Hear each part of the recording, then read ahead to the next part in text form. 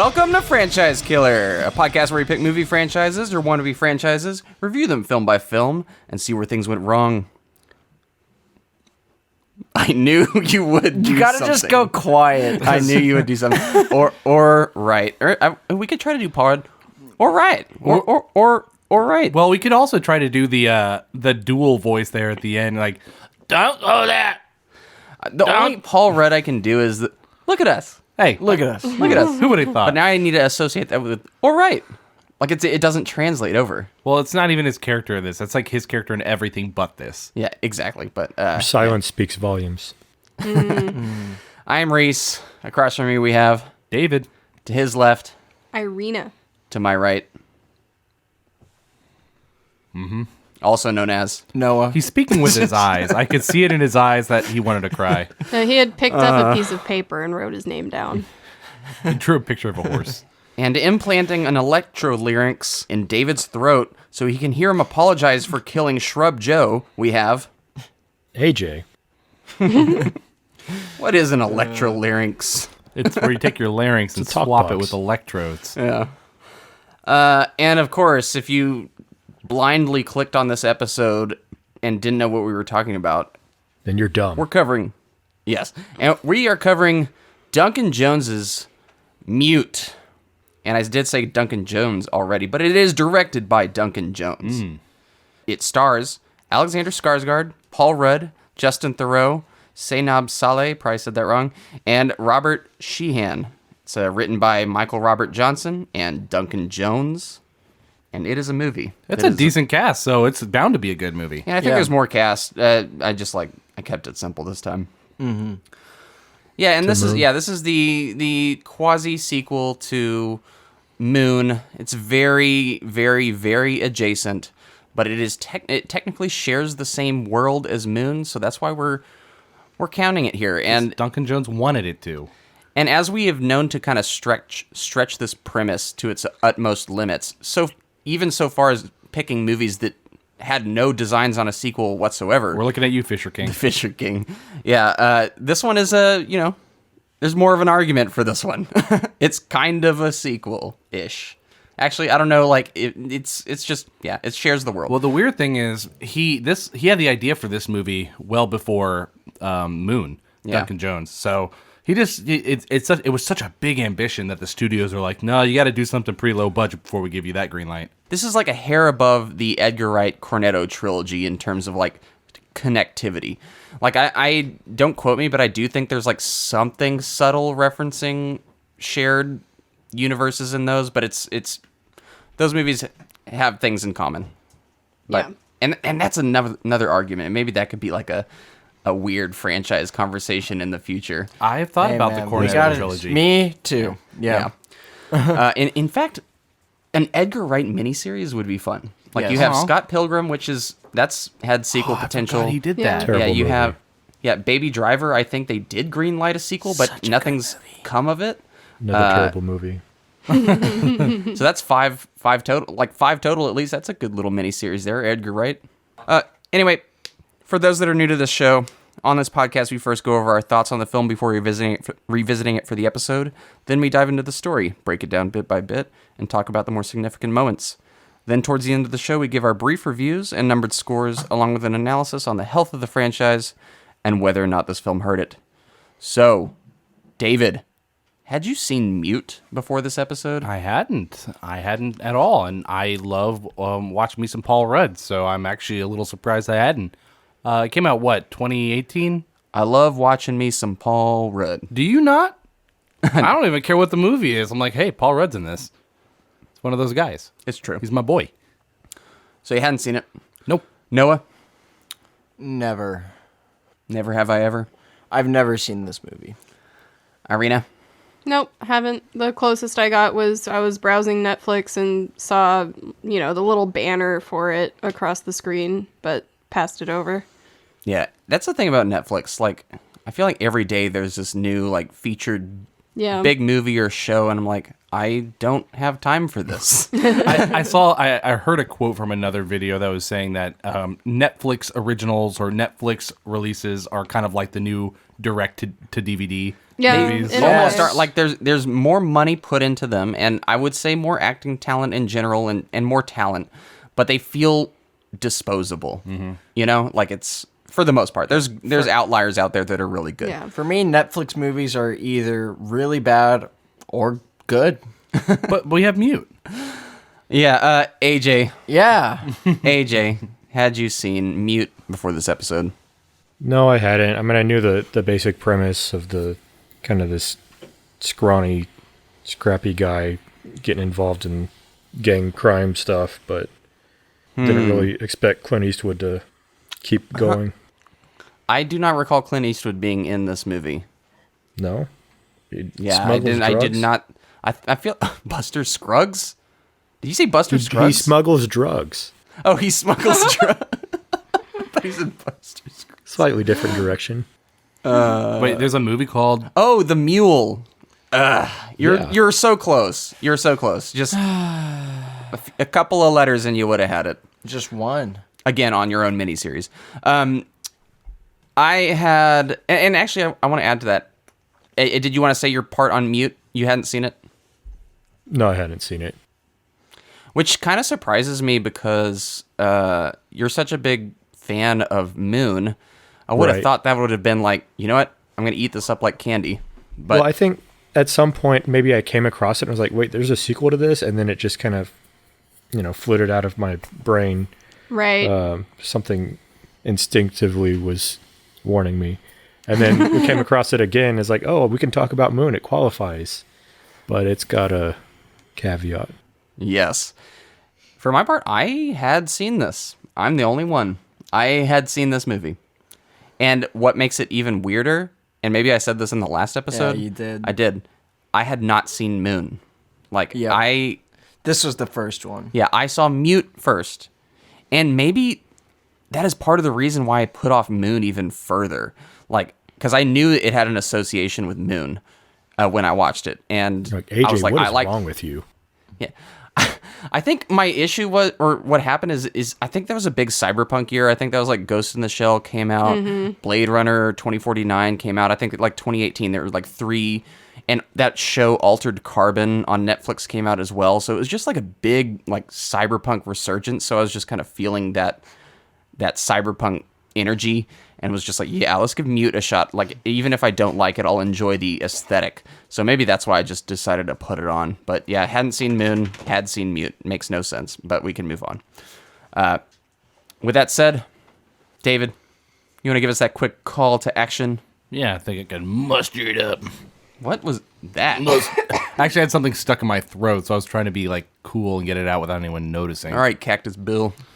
You know, I was thinking about doing Cactus Bill, but I don't think I could pull off that psycho.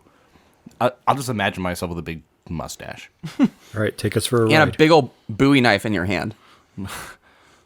I have nothing. Hey, babe. Hey, babe. Hey, babe. You got this. I know we were in the military together, and like we worked in hospitals, but then you when wanna we clear went, your throat? No, it's actually It's actually working for it. Hey, I'm Buffalo Bill. No, that's different Bill.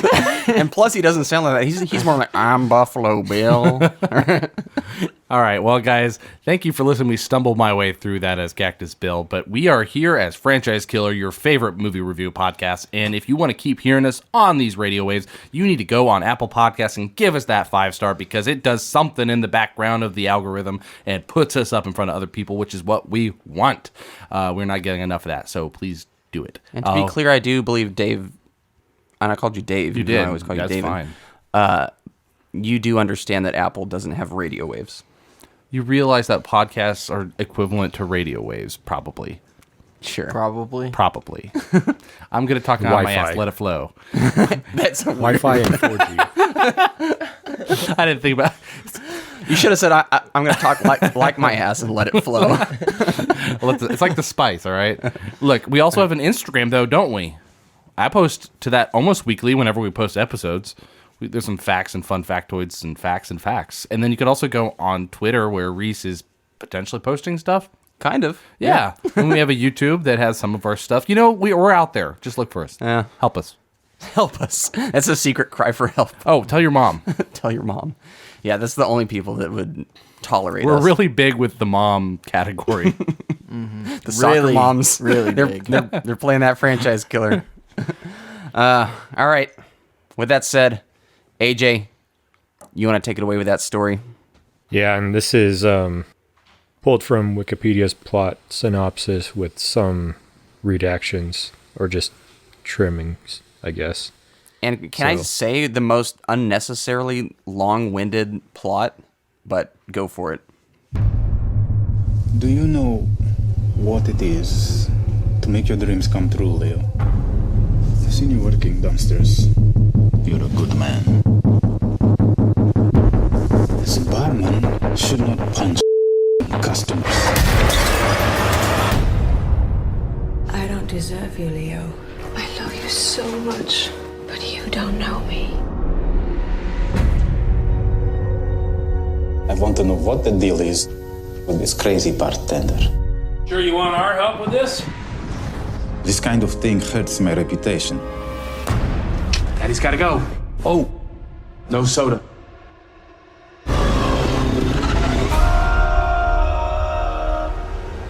Your girlfriend has secrets. You lost me? Take a hint and fuck off. Not very talkative. Something's going on. You need to maintain a sense of humor, babe.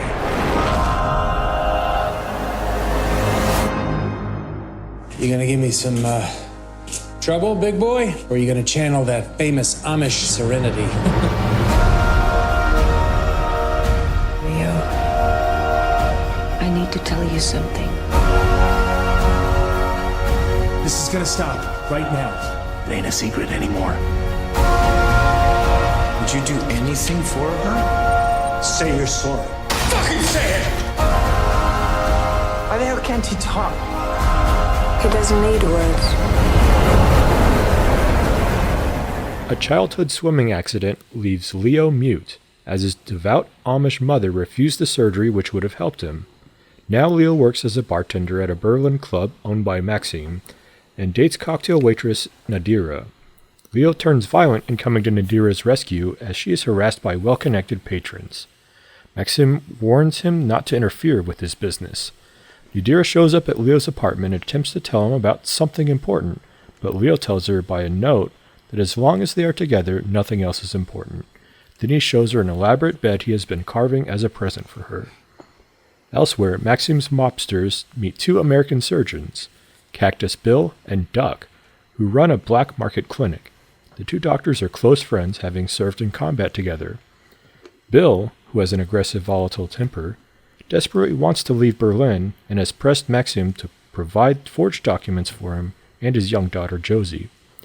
Duck, however, enjoys living in Berlin and has another official clinic where he performs cybernetic surgery.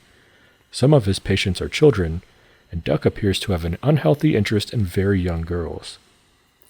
Nadira goes missing, and Leo is unable to contact her, but then he begins to receive a series of text messages on his phone, giving clues as to her whereabouts. Leo asks Luba for help, but Luba refuses. Leo remembers then that Nadira wrote an address in his notepad and tore out the first page. He uses charcoal to read the impression of the address on the next page of the notebook. The address leads Leo to the apartment of a man called Oswald. Leo sees a photo of Nadira at the apartment, and when he expresses interest, Oswald assumes Leo works for Maxime's underling, Nikki Simzek, who is skimming money from Maxime's prostitutes. Leo meets with Simzek, but is babysitting Josie at a dinner. Simzek, who is babysitting Josie at a diner. Leo befriends Josie, who is sketching by drawing a picture for her. After tracking down Nadira's address, Leo discovers Luba living there instead. Luba admits that he and Nadira have been working as prostitutes to earn the money she so desperately needs. Leo obtains the address of Nadira's mother and visits her. There he learns that Nadira is Josie's mother and realizes Bill is responsible for Nadira's disappearance. Take a breath, my man. Well, kind of wanted to get through it, so... Yeah. Yeah, We're doing as this in did we all. two And, the halves, movie right? plays out all over the place anyway. This, where do I even start? He's Amish, and then he's in Cyberland. He's Amish. Yep. He's killed by a shark, or attacked by an animal. What even had? Like, what's his injury? I forget. Like, No, it was a propeller. Oh, it The was a prop of the propeller. boat. Yeah. okay, Yeah, the same thing as a shark. okay. I'll start over. So he is in the lake, and there is he gets in a boat accident, rips out his throat portion that requires speech, his larynx, or he gets larynx damage, and since they're Amish, they don't believe in seeking medical attention for that for some reason. I Or, don't like, even modern corrective medicine. surgery or anything like that. Yeah. Yeah, so he is kind of left with that disability.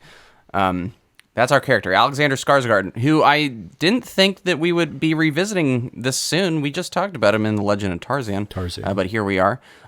This is an actor that I like, but I think we had this conversation, but he is just saddled with the kind of worst roles that don't really emphasize what he's good at enough. You know? I agree.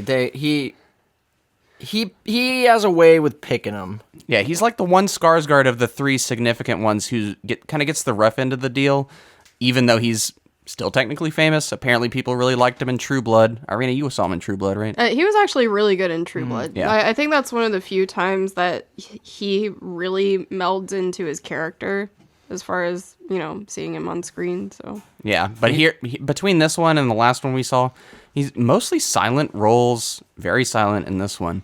Until and- he yells at the end. Yeah, And that's true. What is it with him and having really awkward sex scenes? That is true. Tarzan was the mating call. This one, he's They're in like, his contract. I made this bed for you. Yeah, he works on his crafts. He's the thing is I want to like him, but he's like, it's just he's not given a lot to do. He's kind of got two hands tied behind his back in terms of this performance. And maybe it's partially his fault and partially the direction. There are ways to do a silent performance in an engaging way. Well, what I imagine is, back at like when they're making the movie, he probably just didn't have much of a voice. Yeah, good one. Heyo. Well, he doesn't really have an He was a identity loss in this for movie words. either. Sorry, what? I don't feel like this character has an identity other than he can't talk. No, and he doesn't own a cell literally phone. the only thing about him that you understand is that he really likes this girl. Like that's like all I really know about him. And even further to this movie's detriment, it is like the camera is much more drawn to the villains in this story than it is him. Like so much to the point where you're like when it cuts back to this our main character, and I forget his name. What is his Leo. Leo. Yeah, Leo. The lion. Yeah, Leo. I was like, oh yeah, this is the main character. Like he has. I want to actually get a count on the amount of screen time he actually gets in this. I don't think it's a lot. It's about equal, I would say, to the villains. I think I would not be surprised if Paul Rudd and Justin Theroux have more screen time than he does. Well, he dominates the first 20 minutes before they get involved. yeah, and they dominate the rest. Yeah. The thing that's also kind of puts you off balance is with his disability. I guess we're maybe used to superhero or just, I don't know, dramatized anything. Like, you're expecting him to kind of fill this role of a savant, and he kind of does, but he also doesn't have much special about him, in my opinion. I mean, his background is limited, and he kind of tries to hold to his upbringing, but also doesn't. He grows up Amish, but then, and doesn't, he still does the whole handcrafted furniture and stuff, but also doesn't use technology, doesn't own a smartphone, cell phone at all. But then works in a strip club as a bartender exactly. serving alcohol. it's like maybe there's no other choice. I don't know. Well, it's confusing to me because I thought, when you're in the Amish community, you kind of have to participate. And if you leave, you're kind of exiled, I thought. Or like you're kicked out and you're not allowed to go back. Isn't that like a thing? I don't know. I don't think... I don't know enough. And I think that there's some German traditionalism that's kind of alluded to with that heritage, but I mean, still, it's not even. It's just, I don't know. It's too convoluted. Like, it's adding this unnecessary element that doesn't actually flesh out his identity. It's just an oddity. Yeah, I'm just like, how is this servicing the plot? Like, how is this servicing his character arc? Like, the only thing it's trying to say is that technology is at the point where, like, you almost have to have it to live. Mm-hmm. And it's trying to, like, be like, oh, but what if you can't use technology and you're living in the futuristic landscape? What do you do? Like, you can't communicate. You're mute. Yeah, and that's interesting, but they don't do anything with it. They just throw it out there, and it's like, hey, look, he's Amish and he can't use a cell phone. And then, but it doesn't have any, like, there's no depth to any of that. They don't explore that conversation. Like, it's just like, it's inserted in there. They never show his attachment really to being Amish either. In fact, he should have a resentment based on the fact that he's mute. I actually was confused by that because I thought because he was out of their society, he wasn't anymore. And I didn't even get like a real hint that he was until I think that part where he's at the bar, not the bar, but the coffee shop. And probably one of the better dialogue scenes where the bartender, the coffee worker was like, oh, hey, you're Amish. You aren't looking at the TV. Like, as if people just know that. I mean, I was like, oh, he's still Amish? Okay. Yeah, I really wish I think a pretty easy fix to this would be showing him practicing his that lifestyle more, or doing something. I mean, go ahead.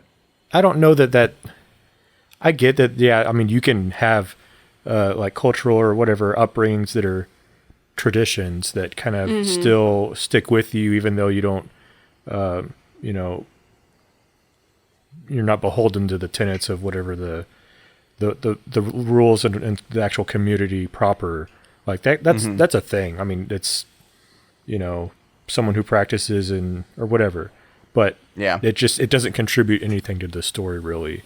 Yeah, it just needed more, because throughout the story I was forgetting that he was Amish, and then there would be times when he'd be behaving differently than someone around technology, and I'm like, why isn't he just doing that? And then I was like, someone would be like, oh, he's real Amish, remember? And I'm like, oh yeah, that's well, okay. I'm gonna say there's a couple points in this movie and a couple things that happen that I think the same thing about, where it's like, that's interesting, but what does that have to do with anything? It's not saying anything. Yeah. If I were to glean anything, I don't think he's like an actual practicing Amish person. Right. It's I think you kind of get a little bit of a clue from the way his Nadira, or that's not like, I guess that is her name. That's a whole other thing. We'll talk about that. But the way she talks about him to Luba is she says, like, oh, it was an accident that happened. His mother didn't let him get surgery. And so I think it's more he's approaching it from a heritage aspect where he still appreciates and loves his family, I guess. Like he's proud of his history, but he's not like fully practicing. So he's in this weird like in between state where he would feel guilty using technology, but he still like accepts the phone or the camera thing that he's gifted. I'm just saying it's a dumb limitation. It's either too little or not enough. Like it's like the problem is wait, that's the same thing. You know what I mean? You know what I mean? The problem is you start the movie with a quote. Yeah. And this quote is like, what is it? God sometimes needs to shape his people or whatever by melting it's by an melting Amish them. Proverb or whatever. Yeah, and so you come into the movie thinking, oh, this is going to be a little more kind of spiritually guided, I suppose, or just a little more soulful coming from his perspective. But then that sort of goes out of the window within the first quarter of the film.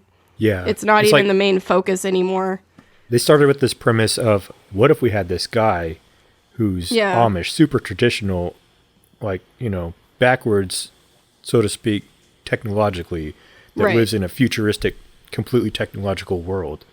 How does that person, survive and get through their life? But then that just immediately goes out the window because everything goes off the rails and now he's this vigilante hitman type person Yeah. going on this mission, and I don't know. It's just think- everything is so just Disjointed. scrambled. I think the biggest detriment to this movie, and I will never say this in any other case, is Paul Rudd.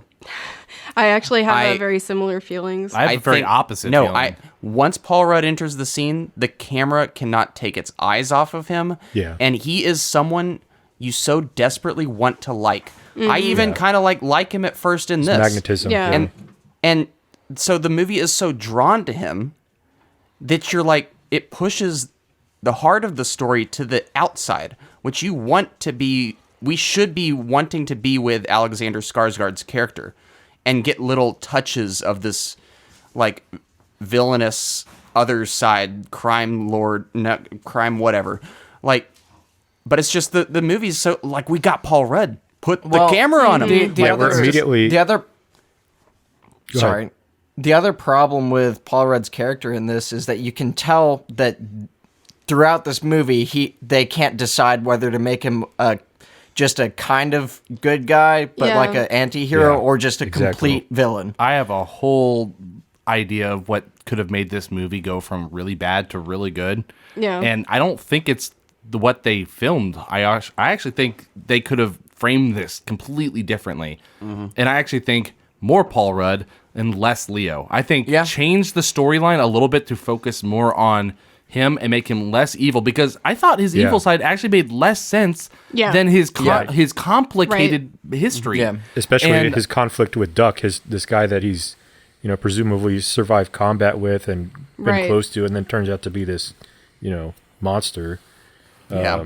And then, but also, I don't know. It was weird because, for most of this movie, him and Duck were like, it's almost like the dynamic between Hawkeye and Trapper from MASH. Yeah. I mean, it's like, okay, what is this doing in this movie? Like, tonally, Right, it's just right. completely jarring. And then suddenly they're both like just terrible people, and it's like, I don't know. Yeah, and I will say, like, Paul Rudd is fun to watch in this, Yeah.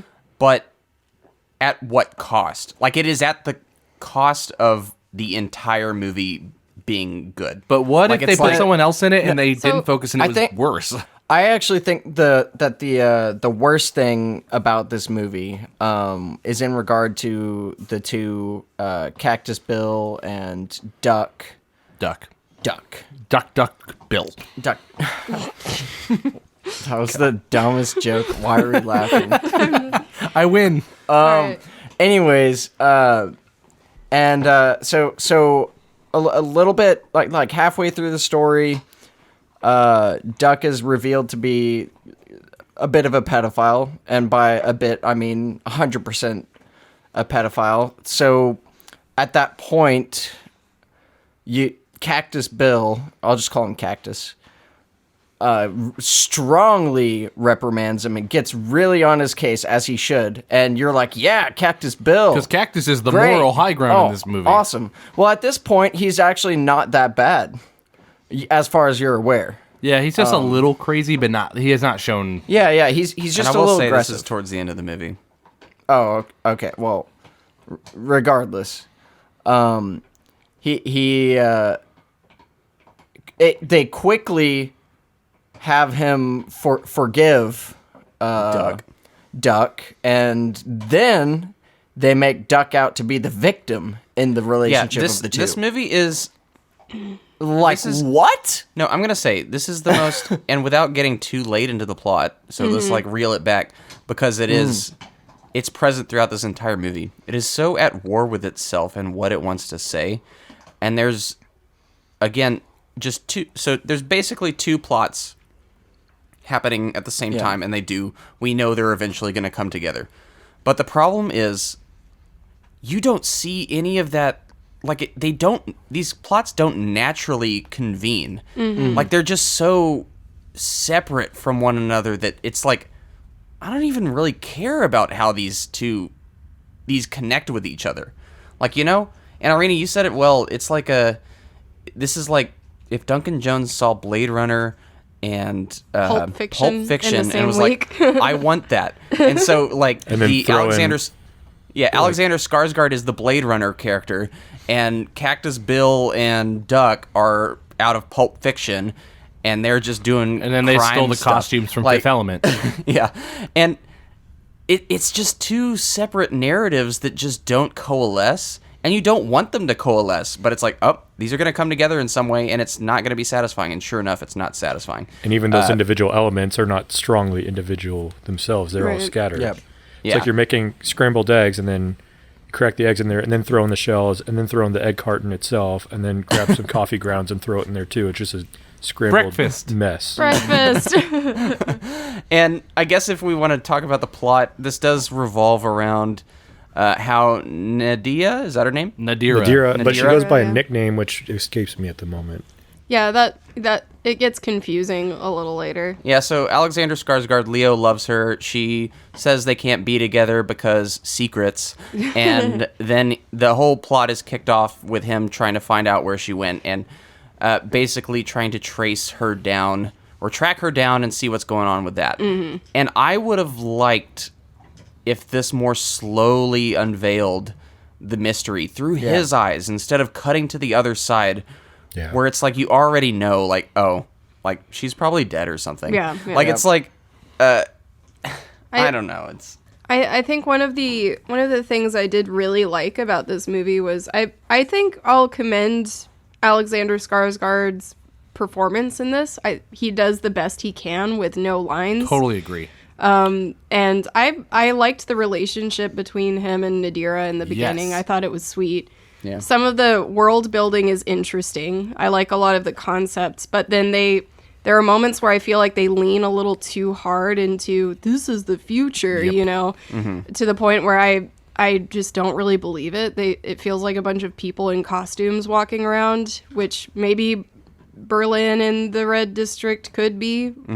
But and it breaks every now and then. Like it has something good going, and then it starts breaking my immersion into the story. I can tell you, I am very like I think this movie's terrible, but I think it if it had just this is one of the few cases where I think if it slightly adjusted, it could have been good. And that adjustment is focus on your main character, as I said earlier. Yeah. Focus on him. Like show this cyberpunk world through his eyes. Right. Like the entire time. Like I want him to be like our audience surrogate and lead character into this cyberpunk world. It's a unique way of looking at it. He's Amish and he's mute. Show how he really struggles to adapt to this world. Maybe a buildup as a child, actually, other than his injury, but like showing how he transitioned from his childhood into this adult world. Well, And then how have he little follows accents and- clues. And he kind of thinks outside the box of the norm of the time because that's how he was raised. But then, as soon as you're on board, it was like he, takes the impression of the note and then follows these clues. And as soon as things start getting good, then you throw in Tom Bombadil and his geisha crazy sexy mannequins and And the other things we're not going to talk about. yeah. Like Dominic Monaghan, what are you Halfling. doing? When I saw him, I was like, "What?" I had forgotten he was in this. I just have a feeling they're like, hey, Dominic. Probably wishes he forgot. He's like, hey, we got Skarsgård on board. It's Duncan Jones. He's just fresh off of Moon. He's doing real well. We just got Paul Rudd. You should get involved. Yeah. What kind of role do you got So- for me? Yeah. I think I just want to get out another one of my criticisms that was right off the bat for this segment. And we've sort of been like talking about it already, but I think other than an inconsistent storyline, my biggest problem is that I don't think anyone actually has a fleshed out character. They have the illusion of fleshed out characters, but they keep describing Cactus Bill as like hot tempered, and he is, but I gleaned more like frustrated and manic. Yeah. Than Manic for he sure. could like just chop someone's head off because of that temper. It's more like I'm just trying to get out of here. I'm manic about it, but in my opinion, Leo seems like someone that's more has a short fuse because he'll just be standing there and all of a sudden like punch someone out and practically kill a girl in the same scene. Don't know how he did that. Do you know what I think Paul Rudd's performance is in this? And I don't think it's his fault. I think it is a collection of scenes specifically designed for him to, like, steal the show. Like, but in my opinion, they don't really, like, connect. There's not, like, a through line for all of his scenes. Yes, there's kind of a direction for the character. But every scene with him it's like, hey, let's have Paul Rudd make some weird grand display. It's like a vignette. With a giant mustache and a Hawaiian shirt and a Bowie knife. Right. Yeah. Yep. And Therefore, yes, eclectic character. Yeah. Blocks of coffee. And also what I hate about this movie is it's like, what if Paul Rudd, but we try to make you hate him? Like, and I think Paul Rudd is one of the few actors where it's like, if you want to use him to his best abilities, don't portray him like you're portraying him in this way. Like, like he's just a If you're gonna make him a villain, make him a amiable villain. I think there were moments where I believed it, and then moments where I just didn't. And I think you're right. It's when they had him do something just really showy. Yeah. That wasn't in character. Like- Another character that does the same thing, where they just completely turn around on a dime, is Luba. Like I do not understand. I do Luba. not. I do not get a beat on this character at all. He's the character who's supposed to be like, hey, this is a cyberpunk movie, so we have to have a character who's like this in this movie. Like, for me, like because he's the guy who had the like plastic, the weird forehead hair. He's like, thing. hey, remember this is a cyberpunk movie, And he's like roommates with Nadira, and they have a whole like situation. I don't know. It would have been better if it was Gary Oldman. yeah. Also, why does this movie need to be cyberpunk?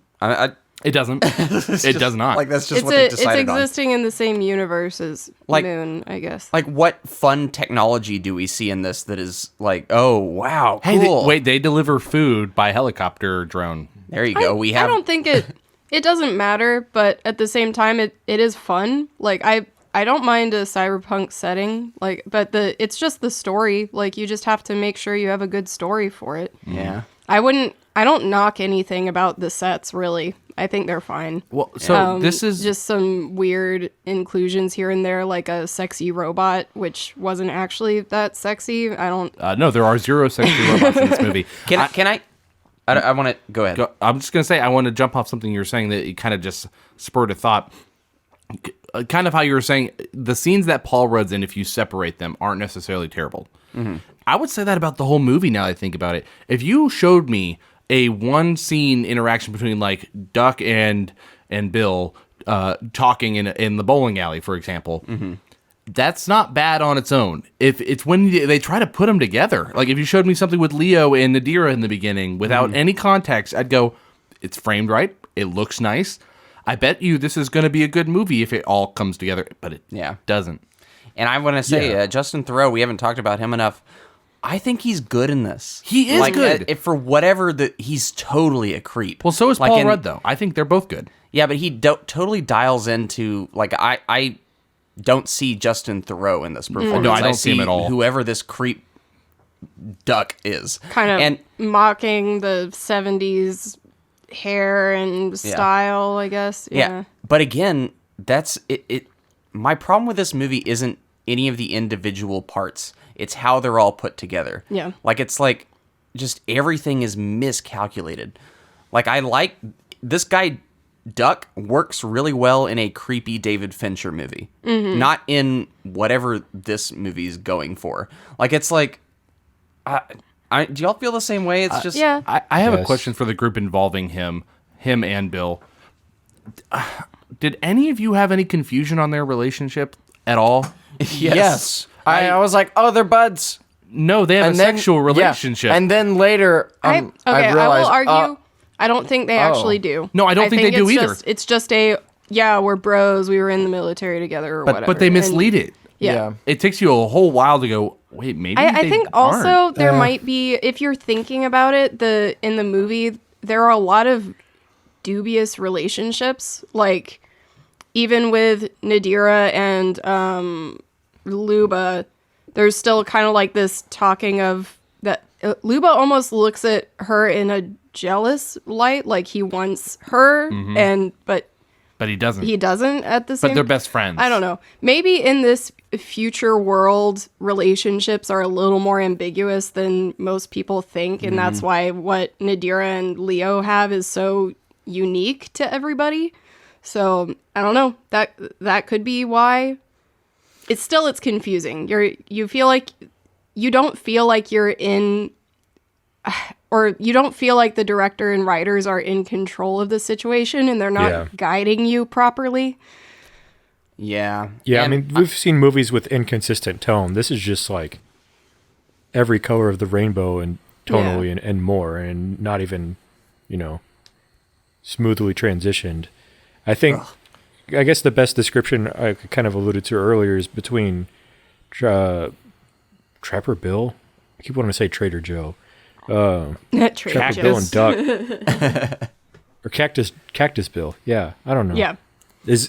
Well, that's what I'm saying. Trapper and Hawkeye from MASH, but like a sadistic twist to them, and Right. but that just tonally conflicts with them individually and the rest of the story and the other characters, and gosh, yeah, and Yeah, I and guess also going to David's question, where all these pieces on their own are okay. I mean, the problem is like you're 90% of the way through the movie, or at least we will be, and I'm still asking like, what is this movie? What is the point? What is going on? Why?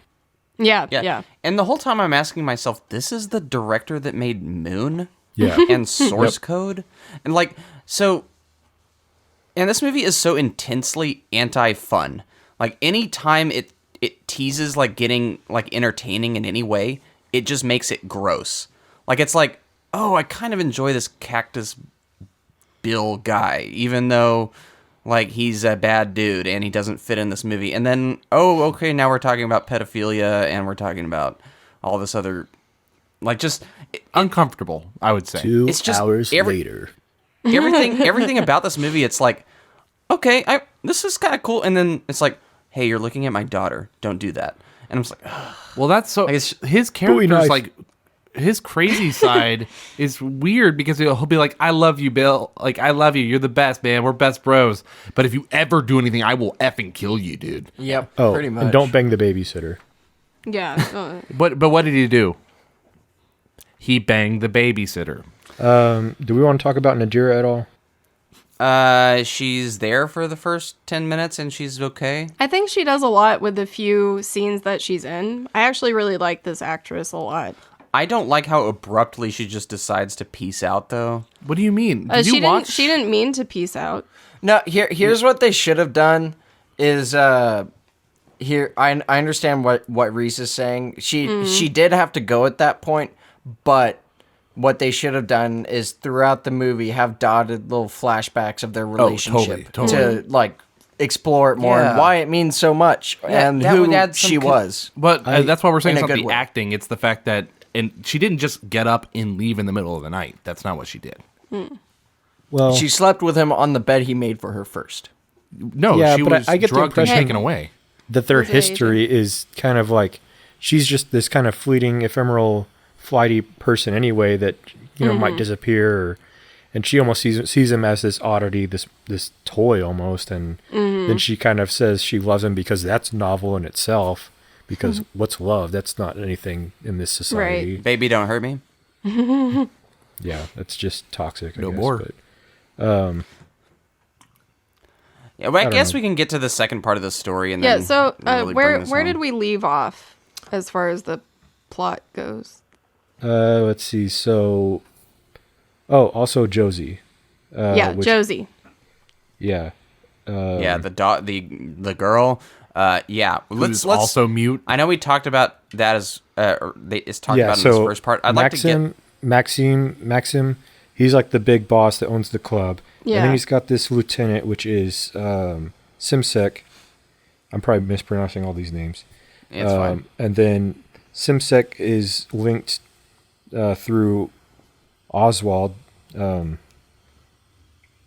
And then it kind of leads into this prostitution thing, and then under the table skimming money and stuff, and then somehow Josie is involved, and Josie is Cactus Bill's daughter.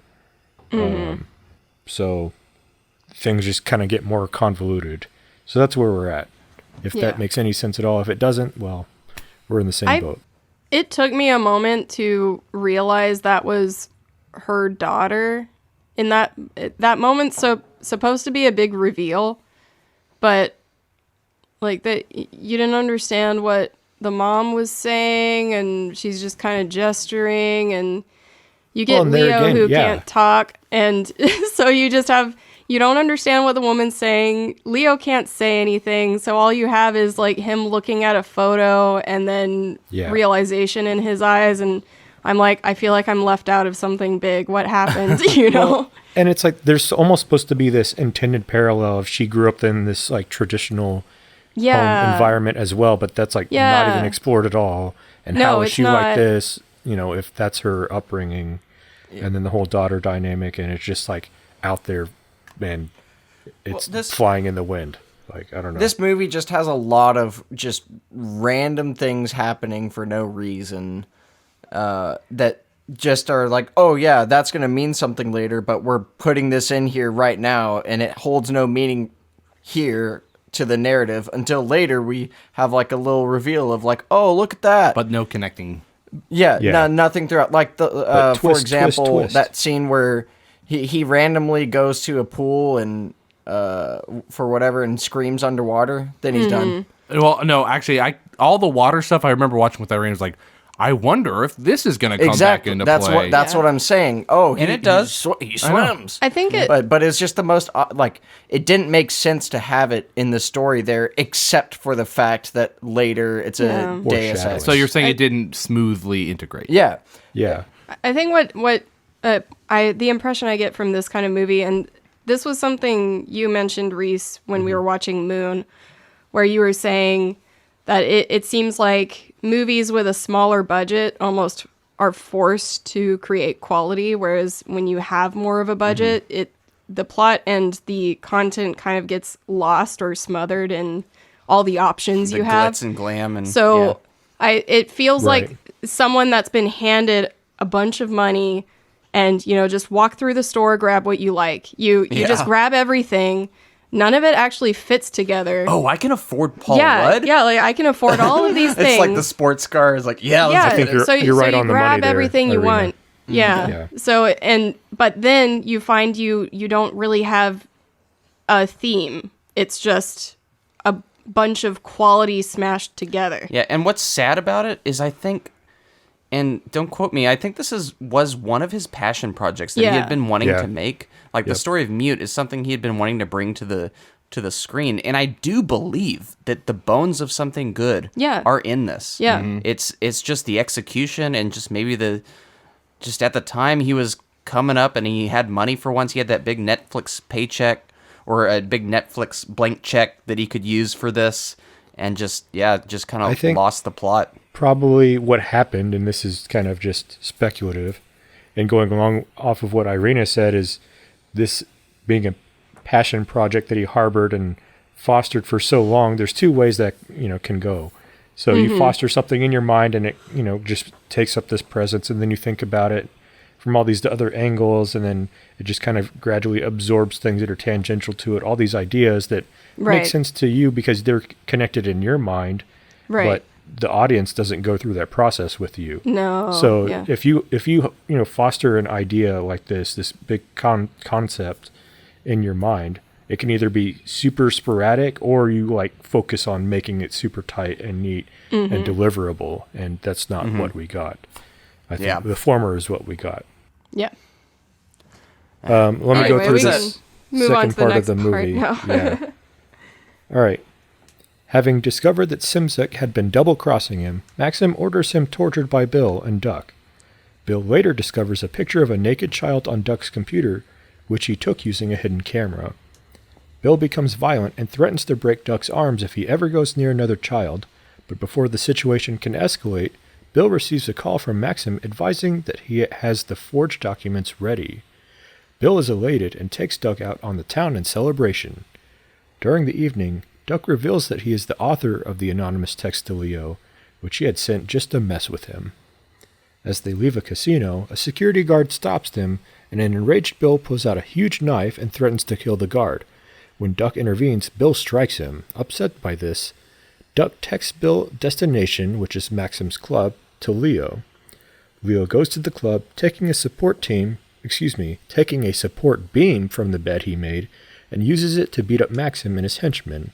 He then takes Bill's forged documents. At Bill's house, Leo finds a badly wounded Simsek strapped to a gurney in the basement. He releases Simsek, who tries to escape, but is killed when Bill appears. Bill reveals Nadira's asphyxiated body to Leo. He killed her because she was trying to get custody of Josie. The two men fight, and Leo stabs Bill through the throat with his own knife. Then he carries Nadira's body out into the garden and sits by a tree cradling her. Duck then turns up, but refuses to take Bill to the hospital. Instead, he turns the surveillance camera, which shows Josie's room, towards Bill's face, so that the dying man can see Duck carry away his daughter. Duck finds Leo in the garden and knocks him out. Back at Duck's clinic, he implants an electrolarynx in Leo's throat, so that he can hear Leo's apology for killing Bill. When Leo refuses, Duck drives him and Josie to a bridge. Duck threatens to throw Leo off the bridge if he doesn't apologize, but Leo takes a deep breath and pulls them both into the water, holding Duck down until he drowns. When Leo surfaces, he sees Josie near the bridge, and thanks to his new implant, is able to shout a warning to her. When Leo is finally back on the bridge, he tells Josie he will take her to her maternal grandmother. A final scene shows Leo sitting with Josie in a restaurant, both drawing pictures. He notices that she wears a bracelet with wooden beads that he carved for her mother, and produces another bead which he gives to her. This movie, guys. Like, yeah, that's a whole nother plot set. So this is like a minor little mess up, but it just shows like the quality of the movie, I guess. You know how Nadira dies by asphyxiation by being in like the plastic bag? Uh-huh. Yeah.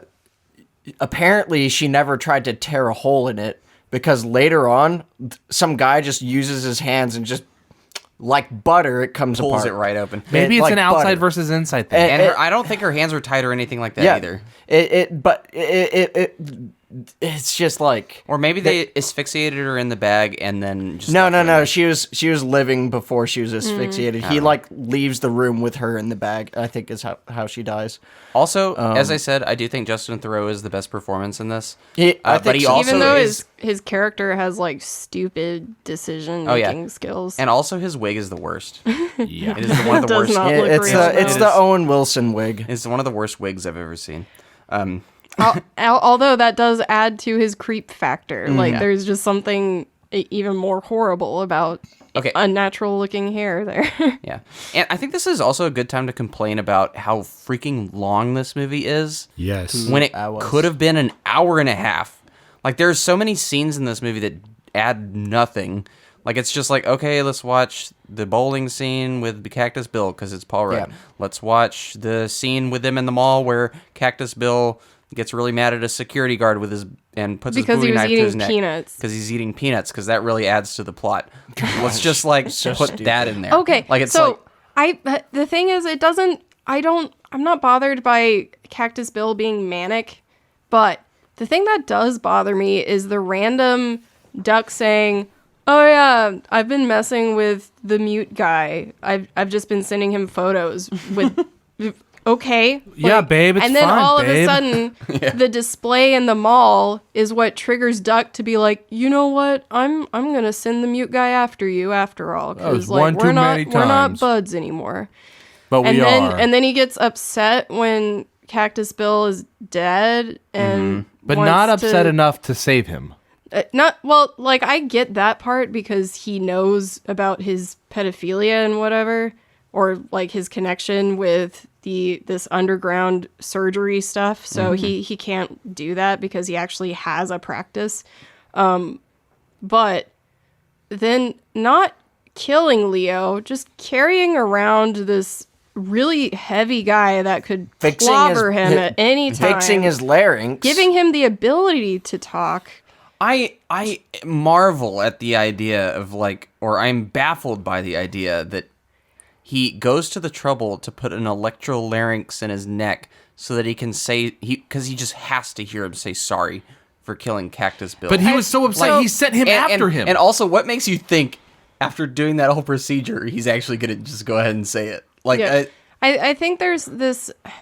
It's almost trying to come across as like he hit this breaking point and now he's just not behaving rationally anymore. But you don't actually get a build up for that. He just seems, to me, it feels like there are all these changes just so we can get to the end result that the director wants. Exactly. And it's not really done. Like a lot of contrivances to get exactly. there. Yeah. It's like he had the ending in his mind before he and had it's a little the middle. it's a little too obvious. Yeah, it was like a wait a minute. I didn't kill the pedophile. I kind of have to do that. Yeah.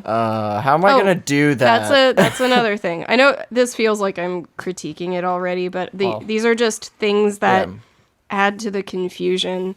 The other part is you kill Cactus Bill, which, he murdered Nadira, so you feel like that was the big justice moment. But then that's quickly thrown under the rug by Duck being a creep and a weirdo. Yeah. So now we're focused on him being the issue. So this end result is just further suspended, and you don't really get a big crescendo either. It's just kind of like delayed. Well, yeah. And then organized crime on top of all that. Yeah. What's awful about that scene where Cactus is killed and Duck is turning the screen so he can see is that the screen is built around the formula that is supposed to be satisfying for us seeing him get his just desserts or whatever. Yeah. Yet, but at the same how are we time, supposed to be satisfied by this creep like pedophilizing this girl? Didn't read it that way. I read it more as like, I don't know how I read it. It was just weird. My one credit to that scene is this whole movie, once I was finished, I just felt nothing about it, like at all. Like no like my heart rate was just flatlined throughout the whole thing. Like okay, I mean it didn't go up or down. Right. It was just like this is steady. Emotionally. This is yeah, exactly. The one scene though where I did like there was a register was when Cactus Bill is choking out on or bleeding out on the floor, and Justin Theroux like points the screen so that he can see. And while it was like it was super unsettling, and I hated the implications of that. Something. But it was at least I like felt something in that scene where I was like, oh, a pedophile this is on camera about to go get his daughter, and he has to watch. Yeah, so that it registered for me, and maybe in a way where I like hate the movie even more, but at least it like I guess made me feel something in that one scene. Right. But other than that, no. All right, I'm just gonna say, I don't think the pedophilia thing is necessary for the plot at all. It isn't. No, it's not. Like isn't. that's this whole movie. It's so many. What plot? It's so many miscalculations in so many ways. Like there is a streamlined, stripped down version of this story that works, and it would work well. But it's just so confused about what it wants to be, and it's a movie that just seems like it's distracted easily, and it's like, oh, hey, look at that bunny over there, let's go over there. Like that's this whole movie where it's like, oh, I like this guy Leo, but hey, that's an interesting thing over there, let's go like look at that. Like it's like this movie's on ADHD, or it has ADHD in a way where it's just like, I don't know. So Spastic. what would the main plot, I think, to this movie should be Leo going after Nadira. That's right. That's the sort of what would be the payoff to end the movie. Him finding her. I mean, she's dead in this, but if she lived, whatever. That should be like the end payoff with maybe a run to the sunset or whatever. But they kind of like, it feels like an ending, especially with the way he finds her dead. He takes her body. And then you see Bill take the daughter, and you're like, okay, this is just going to be a bittersweet ending. And then it goes on for like another 20, 30 minutes. And you're like, wait, that wasn't the end? The payoff, like the story that you emotionally tried to build up for was this moment. but I don't care about the next moment. Nadira's dead. Leo's not getting what he wants. The girl, I don't care about her.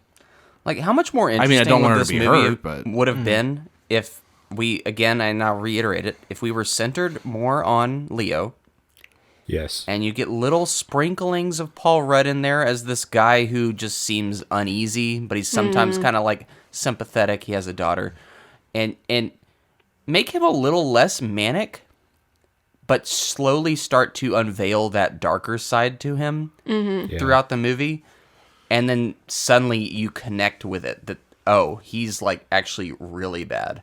But yeah, and also have, follow these clues of finding Nadir. I mean, I think another high spot for me was in the middle where he realizes he has that flashback of Nadira writing on the notepad and then realizing he can get the impression of it while he's facing these,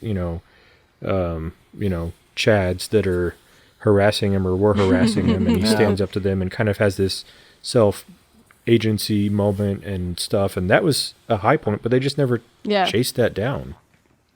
Yeah, I want to see more Detective Leo. Yeah. Like, more of that. Give me more of that. Like, show me how this guy works within this world and how he finds workarounds to problems. Yes. Like, that's what I want. Workarounds that are based in his traditional upbringing. Right. Make it interesting Well, that not he is to- like make it interesting that he is Amish and mute. Make that a feature, not a detriment. Or like the it's- fact that someone that doesn't use technology or rely on it as much as other people do will notice things that most people would miss. You know? So I would love to see more of that. But not the heavy-handed metaphor of bashing everybody's skulls in with a large piece of wood because technology is bad. Also, how this movie has virtually no action, no cool like car chases or anything. And I'm not saying movies need that, but This like one does. this one does. Like it needs a pulse. It needs something to like get the blood flowing. Like it just doesn't do anything. Like it just I lays also there. Find it kind of an interesting choice that, like anytime like we're following Leo's perspective, it's the cyberpunk scene. But whenever it's all the other characters, it's actually kind of a modern day feel. Like oh, these guys were in the war. They're doctors, etc. Oh, they're visiting the coffee shop, and they it kind of feels like y'all said like Pulp Fiction a little bit. Yeah. But then you go over to Leo, the only traditional one, and like, oh, he's going to this weird nightclub that's super cyberpunky. Oh, he's going to have to use this technology to do this. I don't know.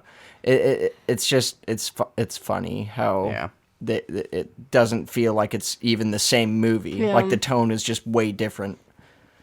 So I don't know. Yeah, it's this and okay. I guess let's just talk about the ending. Yeah. Nadia, we already found out she's dead. Nadira. Nadira, yeah. Sorry. I don't know if Reese watched this movie, guys. No, I did. Go ahead. It has been a little while. Like we recorded this episode late, so I saw it 2 weeks ago, and I tried to do a quick recap of it. But we what's his name? Duck put the electrolarynx into Leo's throat, takes him out to the bridge with Josie. Yep, I knew it was a J. You're not helping your cause here, bud. And then it's slowly unveiled that Josie is his daughter, and he was with Nadira, which is just like weird. Like this is just like They don't hint at it at like all. like who even cares? Like that reveal to me is like why? Like why did that need to be the You're getting that big- explanation from the character you didn't need it from. But also, why did this, like, it's not even a twist that's like you're, with a twist, you're supposed to put your hand on your mouth and like, oh my God. Yeah. What? Yeah. Like, for me, it's just like, it's more of a confused, like, huh? Well, I was like Nadira and Cactus? Oh. How that happened? Like, And then there's this almost Leon the professional. Hey, Leo. Yep. The professional. Yep. Hey. And Matilda, the daughter, where he, these misfit connects with someone that's abandoned or whatever, and I guess you just shift the pedophilia to another character. Yep. But yeah, just none of it clicks. There's no focus. Man, I need to watch Leon the Professional Yeah, again. and here's the thing, and we're gonna wrap back around to something Noah brought up in the first section that I think comes up now. Is, for one, like, why are we trying to make this character sympathetic at times throughout this movie? Why? Like, what is the point of that? Like, that only, like, cuts against how satisfying it is when he finally bites the dust. Like, it's like, why do we need to see him victimized by Cactus Bill? What is the point of that? Like, what is the point of Cactus Bill in this? Yeah. Like, what is his purpose? Yeah, and then His you have purpose was to Maxim, kill which is Nadira. Yeah. another villain that, is he the big bad, or is, these two the big bad? Like, I don't know. Like, it's just so confused. I think they misplaced their murderer. I think if you were to make the murderer either of them, it would be Duck. Mm-hmm. Because if he's going to have the final death sequence, which is like actually a brilliant death, I kind of like that scene. Yeah. I would rather him be the murderer in general, where Definitely. like throughout the film, you're kind of getting hints that Bill did it. You think Bill is the one that murdered her, especially once you find out they had like a relationship and Josie is their child. But then it's just Duck being the skeevy dude that he is, and He's the one think that lights cats on fire. Yeah, he's the one that pulls off that role more in my mind than Paul Rudd does. It doesn't fix the movie, but imagine that Duck was like, he finds out about Nadira trying to take the kids, like, not from my best friend. And like, but they slowly showed the buildup of him going crazy and then him killing her. And Bill doesn't even know. Like that would, it's not going to fix the movie, but that is a big hole I think that would fill. Yeah, I think making, like, this movie has two huge problems with its villains. I think, for one, sorry, Paul Rudd, you gotta go. Yeah. Get out of this movie. I also think you should not be trying to make Duck sympathetic. Yeah, He is. It would be so much more satisfying to see this guy bite the dust at the end if you feel no sympathy for him whatsoever. He's this creep. He's the Sociopath. reason that your loved one is murdered, and he's just got this underlying, like, undercurrent of, I don't know, just evil pedophilia. disturbing energy about him that you just like, and that would make that scene at the end so much more filled with tension. Yeah. Like at the bridge. Yeah. Just like, if you know he's more of a threat I than love he is. how the end scene just like I feel like everything is just written out in front of you. Like he walks up to the bridge and he's saying, like, him opening that door was literally saying to me, I'm about to be plunged off the edge of the bridge. Yeah, exactly. You know, like, Yeah. look what's gonna happen. I didn't feel like tension of our protagonist dying. I just knew, all right, yeah, this is where the other villain dies. Yeah. I did So I like wasn't the even really paying cinematography attention of to this scene. dialogue. The cinematography was great. is good. Yeah. And the set design is good. And I also want to say, I know I'm crapping on this movie. I am not a director. I could definitely not direct a better movie than this. I'd be terrible. But so I just wanted to say that. I do know that there was hard work going into But this. you're a great writer, and you could write a better movie than this. Nah. But I do feel bad just completely like... No, you could write a better movie than this. I think the reason we get so passionate about talking on the criticisms we have about movies like this is because you can see a lot of potential in it. Especially after The Moon. worst is when you see a movie and it's just absolutely nothing. You're like, Yeah. oh, Yeah. I don't know, whatever. This didn't need to be It made. tries to do everything and accomplishes nothing. Yeah. What here AJ said something about Moon, and that's exactly like I watched this movie directly after watching Moon, and boy oh boy, it is an awful thing to compare to. Yeah. Which is funny You wonder, because- is this a, lucky genius, or was this a random fluke of, Yeah. Yeah. I don't know. But Yeah, like, I know he's got talent because he did Source Code as well. Yeah. Which, like, validates Moon being a success. I love both of those movies. But, yeah, it's just so weird. Reese, did you say this in the last episode with Moon, where directors tend to do better when they have one hand tied behind their back? And This movie he needed a hand tied behind his back. Exactly. Yes. Well, that's what it's- Irina was saying, where you have constraints and limitations, you have to force yourself to focus.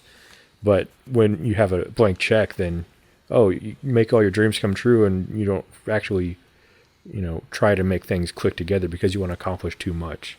Yeah. Yeah. I think that's something that James Gunn said about Guardians of the Galaxy as well, was that it's really hard to make a movie when you have a huge budget because you're trying to make it based off the budget. Like, Yeah. oh, I have a $400 million movie. needs to I'm be going to try and worthy of make the it budget, yeah. $400 million. Where can we Instead spend that of- money? Yeah, Yeah, instead of yeah. being really efficient with it, they're trying to, See what they upsell. can do Yeah, with yeah. it. Yeah, Yeah. upsell is a Now- great way to put it. Yeah. Or you could be a Stanley Kubrick and have a clear vision and spend all this time laying detailed structural groundwork for it, Yeah. and then push Yeah. the budget. Yeah. Yep. Or modern day Denis Villeneuve. I'll bring him up again. Yep. Oh, yeah. That guy has wielded a big budget very well. I honestly think that if they gave this movie the written script to Denis Villeneuve, this could have been a really good movie. No, I think Give this he to would have been Duncan smart Jones enough to 5 turn years this down. before he made this movie, and it could have been very good. no. I mean, give him less they money. they essentially did give All right. him this movie in the form of Blade Blade Runner, Runner, 2049. yeah. Wait, all right. So something else I wanted to bring up about Moon, though. Sam Rockwell. Apparently, Had a this is the movie that they tried to do first before Moon, and he wanted Sam Rockwell to be the lead in this. Man, would have been better. Interesting. I'm just kidding. I mean, no, I don't know. Well, the thing was, Sam Rockwell read the script and he said, I'm not feeling it. I'm not like Sam Rockwell needs to talk. I think it was something like he didn't felt like it suited him. Yes, it Yeah. wasn't like a necessarily like he And- hated it, and but that's then- why Duncan Jones made a movie that was like suited for Sam Rockwell. smart move on both Yeah. their parts. Yeah. But let's Paul talk about Rudd, the on the ending other real quick. hand, hopefully fired his agent. Yeah, I think he's still all right. He's in a Ghostbusters movie. He's good. He's on Hot Ones. But let's talk about the ending real quick. Alexander Skarsgård, Leo, is reunited with Josie at the end. It's supposed to be this really cathartic moment where he's like, oh, a piece of Nadira is still with me in the form of her daughter, and we can be happy together, and I can talk. Yeah, I didn't feel anything. Sorry. I didn't feel anything. Oh, you know what? The fact that this just goes back to one of the things we were talking about before, where his whole like Amish ancestry just kind of went out the window. Because I was thinking the part when he forcibly puts technology in his throat should have been a very impactful, emotional moment for us, but I didn't feel anything about it. I was just you like, didn't oh, even yeah, think about it. Like, I didn't even think about that. that. Should have been huge. Yeah, that's like sacrilegious, and Yeah. it's inside his body now. Yeah, but it's like- that doesn't really register anywhere now because we've been through 2 hours of movie where we totally forgot about his So background. many interesting things that are just left right on the table with this movie. Yeah. Like, the thing is, Yeah. here's what I think. I think Duncan Jones is fully aware of their significance. Yeah, yeah. But the movie doesn't push it to the forefront as something that's an interesting conversation. Or connect it properly. yeah. Yeah. Oh man, that's why I'm getting so frustrated because I think there were so a- many good there's a things good that movie could have here. been here. Yeah. Yeah, it's just too Said much bread, too little butter. As I say. Yeah. No, did the Or too much butter and not bread too to much put on butter, it. not enough bread. That's it. Yeah. I mean, you're quoting Lord of the Rings, right? Yes, he is. Of course not. Yes, he is. Say it no. It's like too No, much you're talking about the, sad. butter scraped off over too much bread. Yeah, Stretched yeah. out and thin. Why did you steal that? All right. Sad.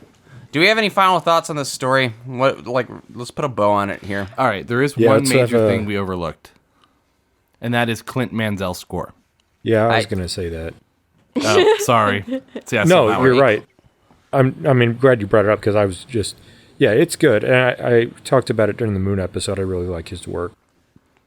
If it I didn't realize it. I feel like I love Clint Mansell. I didn't notice it as much in this one. Yeah. Like I think feel it's because I you're would've- too confused. It's No. actually good. I would say it builds up emotion more than the scenes deserve. If you took it away and put in something more generic, I think this Here's- movie would fall even Here's more the thing. flat. I would have heard it, except my own laughter drowned it out. That's fair. No, That's I'm fair. just ready for Peter Frampton's his electric voice box to show us the way to the exit.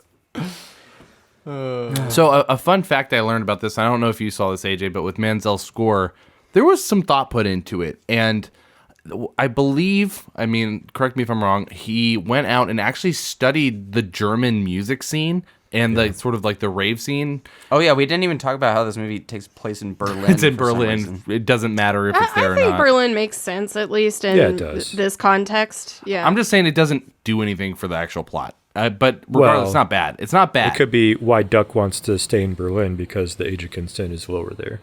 Yeah. I don't like think that at all. regardless, the setting, the premise, like, have no effect on my score for this movie at all. Yeah. I think it's irrelevant. But music, though, he studied the music in Berlin in some of the dance halls and tried to make something that sort of bounced off of that and sounded more futuristic. So I like that he was working for it. You know, it wasn't just some generic score. Right. The problem is they tried to shoehorn in the story and characters of the Jungle Book into the scenery of Tron. Like that's how well I don't know if they click thematically. It just doesn't make sense. Not for me, not a memorable score, or at least not one of his more memorable scores. Not terrible. I agree. Definitely didn't detract from the film, but that's kind of where I stand with it. All right, any final thoughts before we move on? This movie can go die. That's harsh. Wow. All right, let's take a quick break, and on the other end, we're going to get into our brief reviews, talk about what critics thought, talk some box office, and then get into this movie's franchise potential. See you then.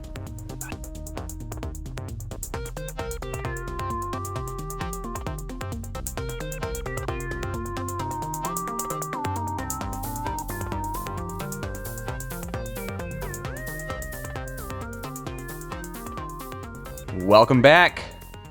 Let's talk mute. Boo, boo, boo. Isn't I that don't an know what that oxymoron? noise is.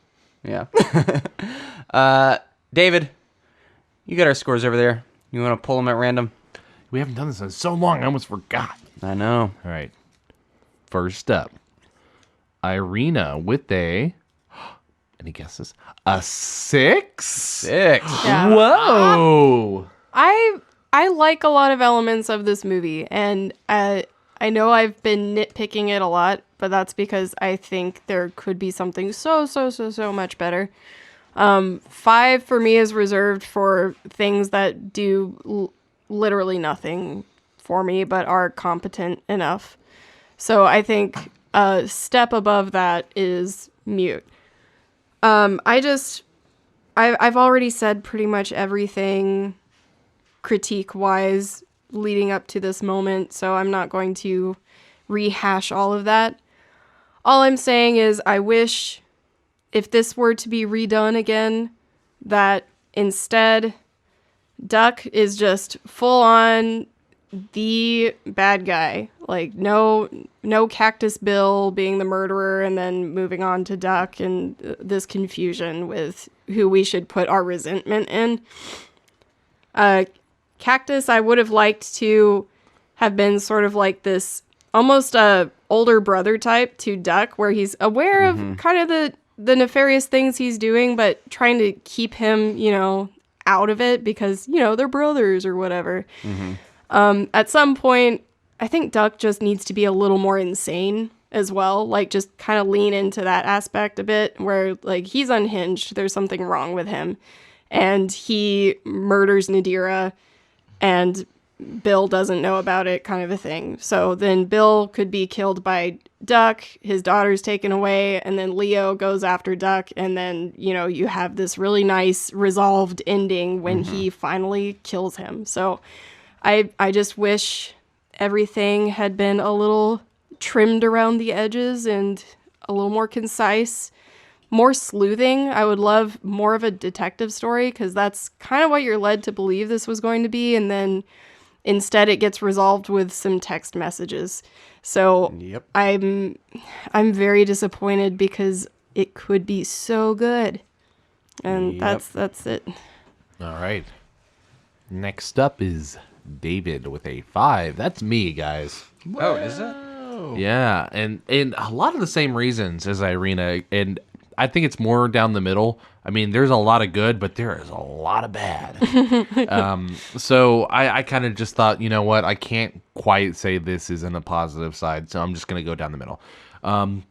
I also thought that maybe I'm just a little bit more of a sucker for some of the other things in this. Like, I do like the world, as you all know, and can maybe make an allusion to some other scores I've made. I'm a big fan of cinematography. Wait, what? And Yetis. What's the... And football.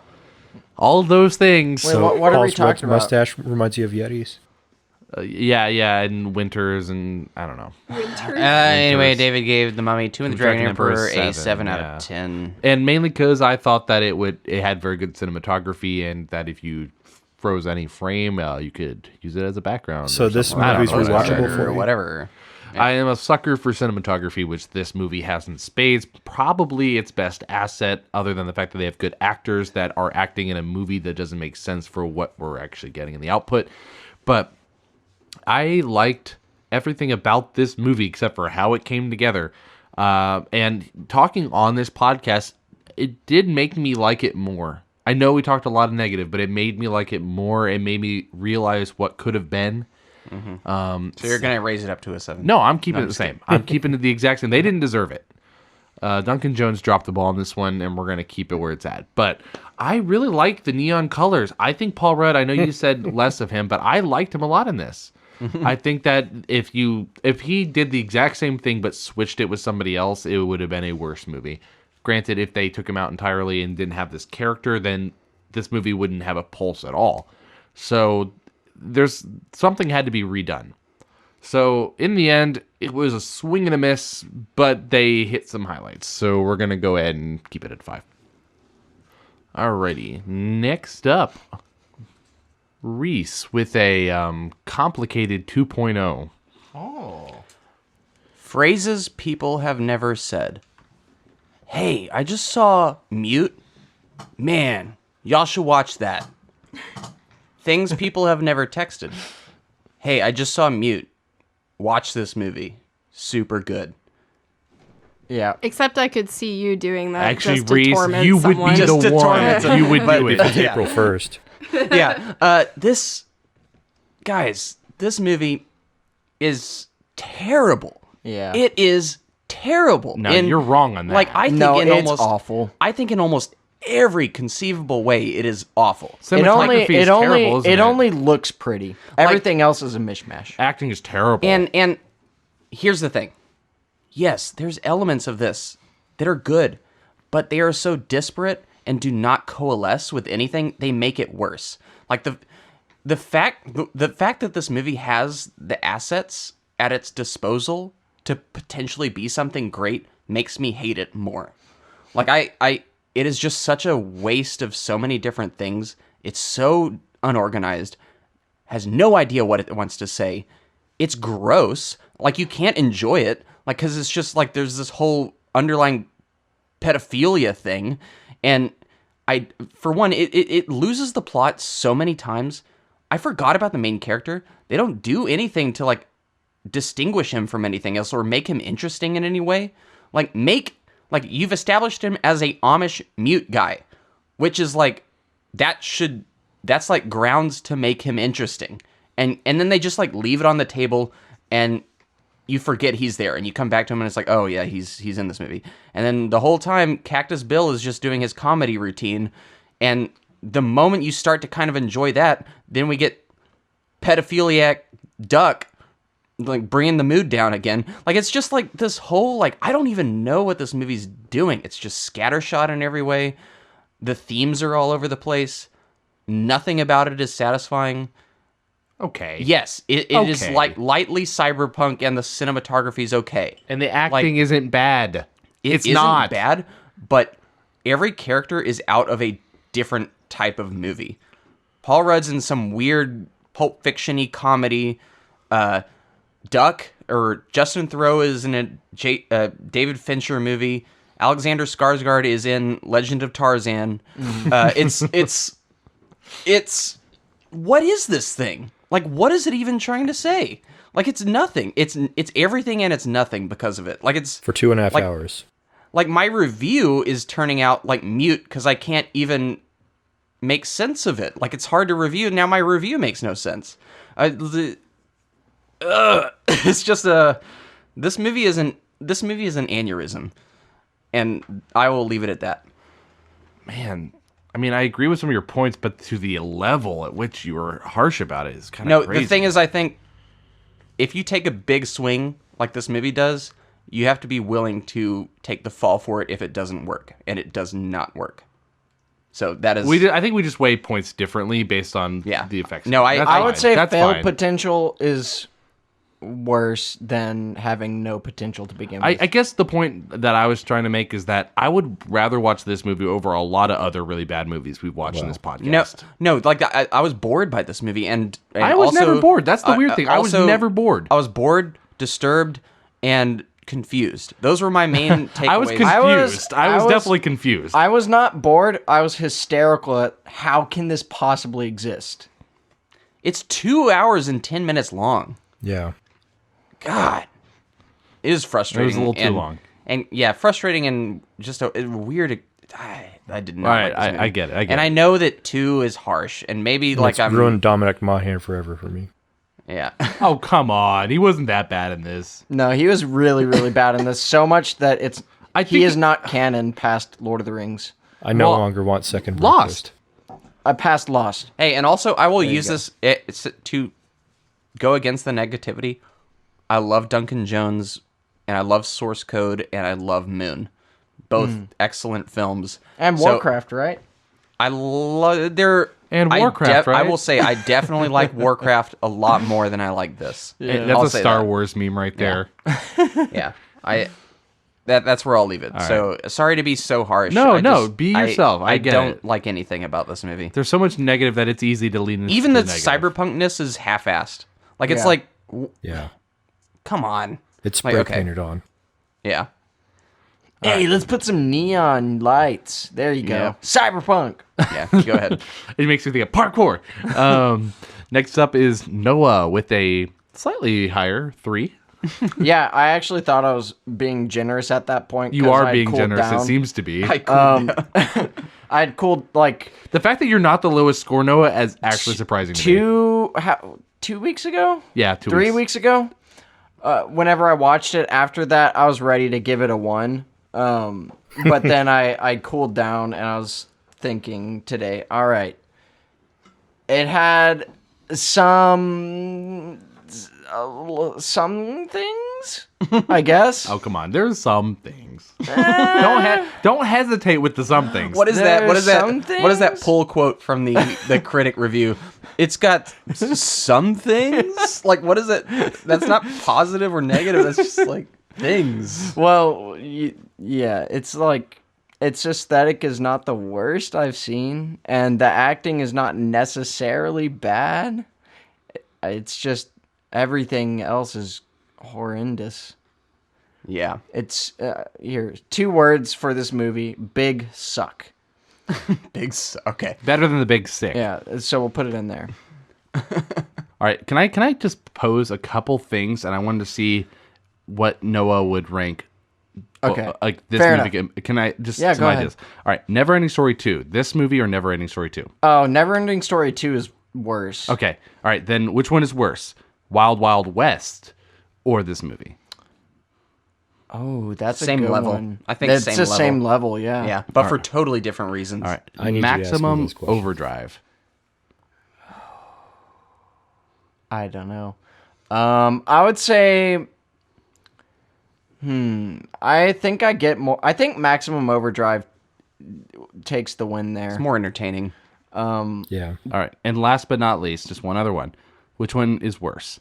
This movie or Queen of the Damned? Oh, Queen of the Damned is better. That's the right answer. Yeah.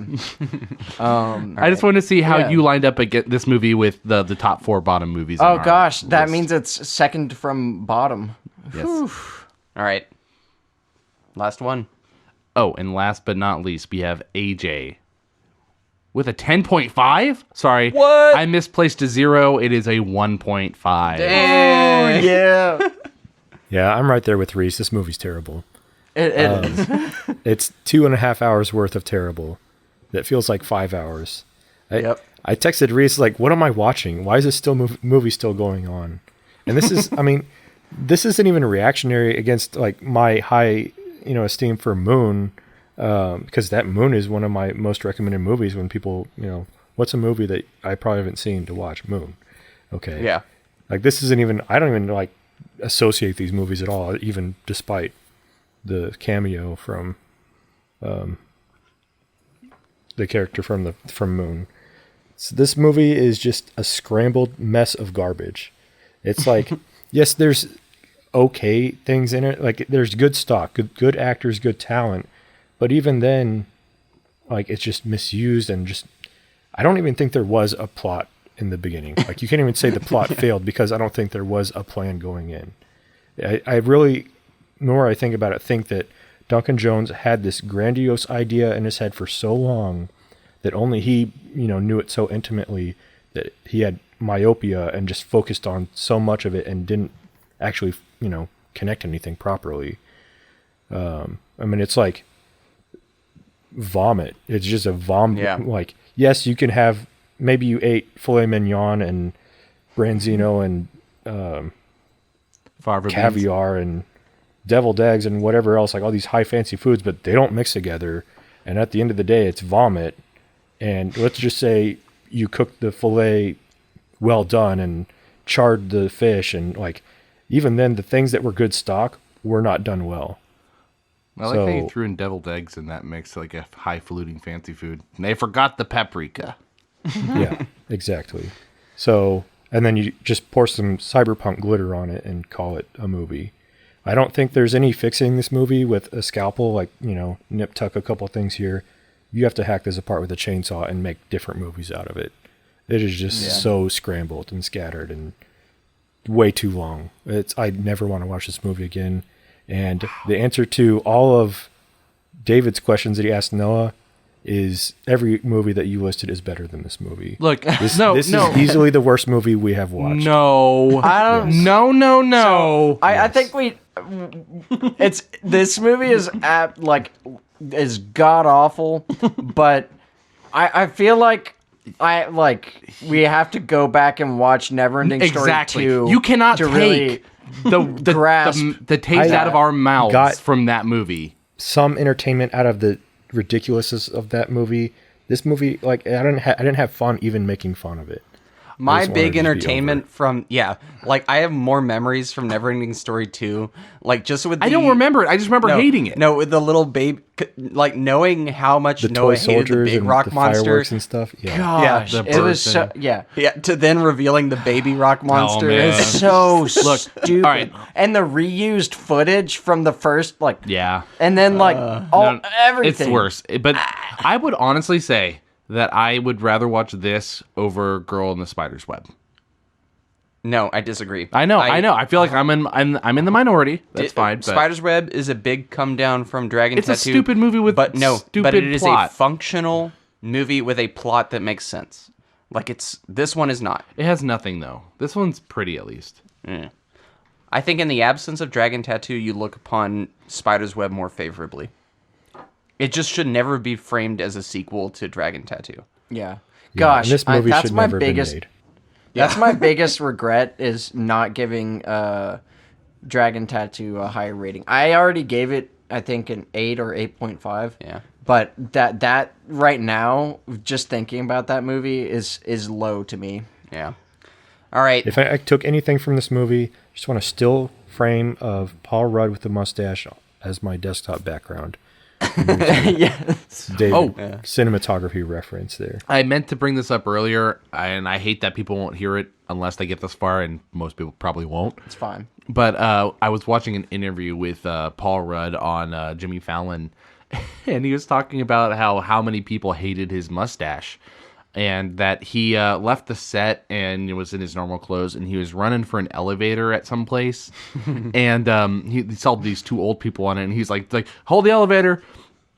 And he gets in, he's like, I just recall seeing how horrified and just how uncomfortable they were looking at me.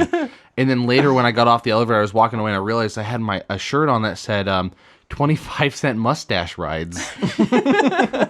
And he's like, I realized just how bad that was, and they still didn't give me a quarter. Oh man, no, when he told me that, and he said true story, it actually happened, and it made me so happy to know Paul Rudd exists. Paul Rudd is amazing. He's a treasure. He's just should not be in this movie. Yep. AJ, you want to crunch those numbers for us? Yes, it is. All right, we have a group average of 3.5. So that puts this movie. I agree with that average, by the way. I think I'm on. I think that's about right. Okay, so 3.5 for Mute. Queen of the Damned, which was mentioned, had a 3.3, and A Good Day to Die Hard had a 3.6, as well as Columbiana had a 3.6. A Good Day to Die Hard beat this one. So, I know Queen of the Damned wasn't a great movie, but I weirdly have some fond memories of it. I love Queen of the Damned. I know it's awful, but I would watch that way more. It's awful in the way like Catwoman is, where you're just like... Yeah, exactly. No, I can't watch Catwoman either. Wait, so you know what blows my mind is that Maximum Overdrive is not the last place movie for us. It's not even the second to last place. It's 3.1. Because it's fun at times. Maximum Overdrive sucked, and you brought up the average, Reese. It's fun. Wild Wild West, which is a lost episode, we gave a 2.8 as a group average. And then Neverending Story to Bringing Up the Rear at 1.5. Right. Who put the 2 in there for Neverending Story?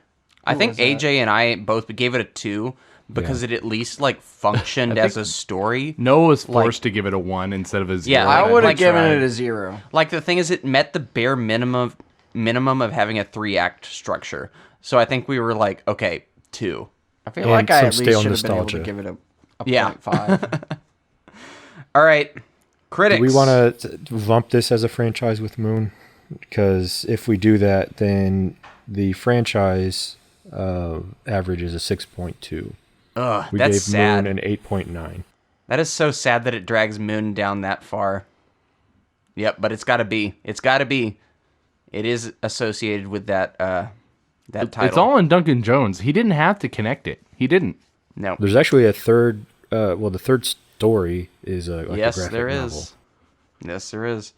All right, critics on Rotten Tomatoes. This movie has a 21%.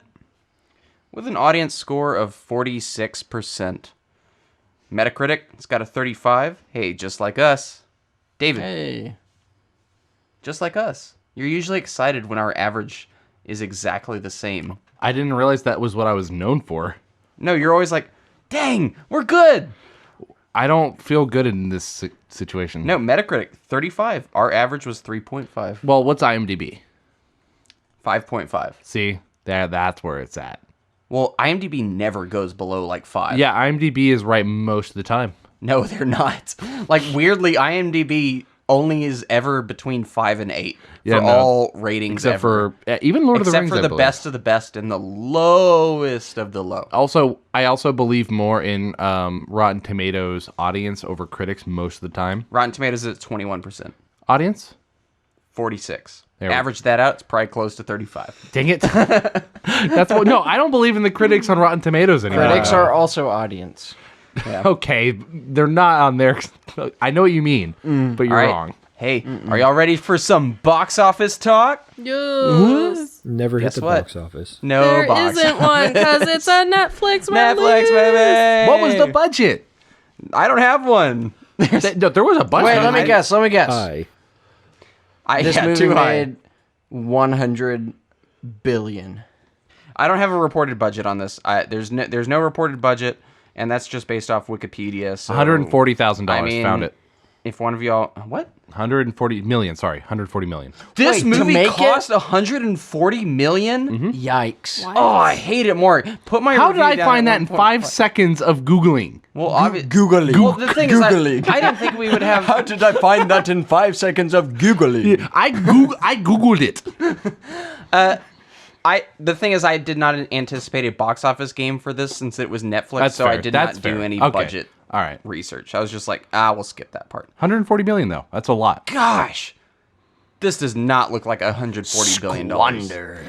They put in the effects and the actors. It for looks sure. like a $40 million movie. It Are you looks sure like they didn't just buy like a bajillion neon lights? and that was their budget. Wow. Okay. All right. That's that. impressive. I'm lowering my score to 1.5. No, I'm just kidding. I will not do that. I watched Mute, so you Can don't I? have to. Franchise talk. Yes, there were plans for a third film. For whatever reason, that really hasn't happened. Duncan Jones had an idea.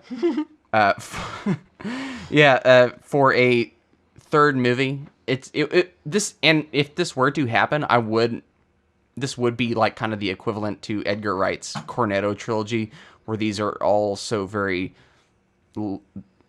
minimally attached, but they still represent like three parts of a whole.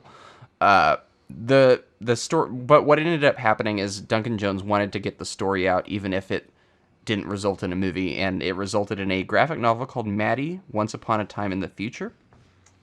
And that graphic novel was released in 2020. And this was it was kind of like a road action movie. So like a person on the run, or a girl is on the run and people are after her, and it's this big action sci-fi chase movie essentially. So the graphic novel came out in 2020, and the kind of idea was to maybe, hopefully, if this thing breaks out big, it would convince studios to pony up the dollars to get Duncan Jones to complete this trilogy and make a film adaptation of that. Nothing has happened of that yet, but the comic apparently has received good reviews. It was a Kickstarter type of thing, made like $200,000-$300,000 to get like actual professional artists to put it all together, and people like it apparently. I don't know if that's gonna be enough to get a third film in the works, but from what I can tell about this graphic novel, it sounds like a cooler idea than what we got here. So I mean, I like Duncan Jones. For me, he's had 2 hits, one like kind of off center, like, you know, ricochets, and Foul one tip. complete Swing and a miss. Yeah, one complete swing and a miss. So like, I am still willing to give him the benefit of the doubt, and yeah, I'd like to see this. Sure, I'm not gonna rule this guy out. He made Moon and he made Source Code, so clearly he has it in him to make a good movie. Peter Jackson hasn't made another Lord of the Rings. Yeah, that's true. But yeah, I wouldn't rule Duncan Jones out yet. I think this guy's got a future. I don't know if this Maddie Once Upon a Time in the Future is going to get made, but hopefully we do get more movies that are good from Duncan Jones, because I think he's got some great ideas. I just think in recent years he lacks focus, and if we can like kind of restore it, or if he can restore that and give us a good stripped down, interesting, I don't know, thought-provoking story, I'd be totally down to watch it, if I can put a positive spin on the end of this episode. Right? Yeah. Everyone's just like zoning out. Like, So, sorry, this is off topic, but do you think there was any, did Duncan Jones have full entire reign over this movie, or could there have been studio involvement that I think he had butchered it? a lot of control. I it's think he just- did too. Well, the problem is, he what- said he had such a huge vision for it, and his previous work indicates that he's good at this. I watched Well, him what- in... Oh, sorry, I'll let you go, Reese. So why? what I read about Netflix, especially at this time, and they still do this, they are trying to pull as many filmmakers into their web as possible, and the carrot that they're dangling is like, hey, we have more money than those studios can provide for you, and also we give you creative control over what you're gonna make. And that's really a double-edged sword, because with Duncan Jones, you give him full control and a whole lot of money. He kind of just decided to stuff literally everything in there. Give it to Martin Scorsese, who made The Irishman. That movie's apparently insanely expensive and Netflix exclusive. You get a masterpiece, because that guy knows exactly how to make a great film. He's a well-established filmmaker. So yeah, I don't think there was a lot of, influence on this movie. I think this is unfiltered Duncan Jones. Okay. That's just Well, unfortunate. and I watched some interviews too where he was, I think it's before it came out and they were doing some press stuff and he was pretty proud and explaining his vision. So I think he had a good involvement in this. Yeah. Any final thoughts on Mute? Any closing words? Arena, do you want to put a positive spin on it at all, or? I pretty much said everything. I'd watch it again. Gosh, I know you wouldn't. I would.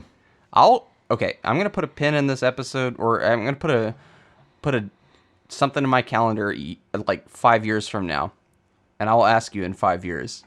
Hey, did you watch Mute again? Hey, I should have given it a 7 so I could be the new Tomb of the Dragon Emperor. I guarantee you don't watch this movie again in your life. Reese, you might not want to say that because you're going to be the one to put it on. Yep. No, I won't. I will not. I don't want to. We say this now, but he's gonna put it on in like 3 years and forget.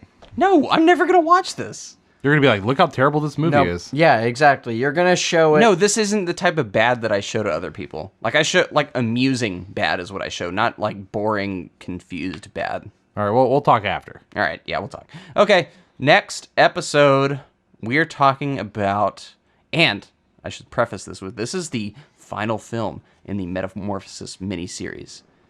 We're ending it on District 9. Oh. And what's interesting about this is I compare Neil Blomkamp, the filmmaker behind District 9, to Duncan Jones in the sense that they've had two, or at least one or two slam dunk movies, and then they just kind of, something happened. Like, what else did Neil Blomkamp do? He did Elysium with Matt Damon, which is like a step down from District 9, but still good, in my opinion. And then he did Chappie. Oh, I remember Chappie. Yeah, which was another drop down. And he's got a horror movie out now that I haven't seen yet, but I've heard it's his worst from the reviews that I'm reading. So it's a very similar trajectory to Duncan Jones in a weird way, where it's just like 2 hits, 1 bad, and now another like, oh wow, total swing and a miss. So it'll be interesting. Movies. Video game movie? Well, I guess Warcraft and then District 9 with the Halo connection. Oh yeah, there you go. I mean, yeah, he was once slated to direct a Halo movie, once slated to direct an Alien movie as well. So yeah, next week, District 9. Super excited to revisit this one. I may just buy the 4K for this one because I remember loving it. So we will see. Yep. Y'all excited? Yes, I am. Yeah. All right. Goodbye, you guys. See y'all then. Leave.